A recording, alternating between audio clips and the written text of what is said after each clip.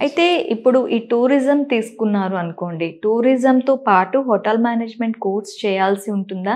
లేకపోతే tourism course తీసుకున్న వాళ్ళకి అంటే టూరిజం మేనేజ్మెంట్ తీసుకున్న వాళ్ళకి కూడా మనం ఇంతకు ముందు మాట్లాడుకున్నట్టు హోటల్ మేనేజ్మెంట్‌లో front end, back end, kitchen ఇవన్నీ కూడా ఇంక్లూడ్ అయినట్టు టూరిజంలో కూడా ఏమైనా హోటల్ మేనేజ్మెంట్ ఇంక్లూడ్ అవుతుందా? యాక్చువల్లీ టూరిజం అనేది హోటల్ మేనేజ్మెంట్‌కి సంబంధించి ఒక ఒక సబ్జెక్ట్ లాగా నేర్చుకుంటాం.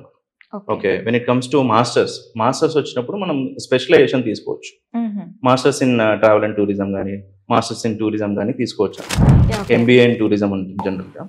సో, ఎప్పుడైతే మనం మాస్టర్స్ చేస్తున్నామో, దాంట్లో మనకు కిచెన్, ఫ్రంట్ ఆఫీస్ వీటన్నిటితోటి ఎక్కువ సంబంధం ఉండదు. హ్మ్.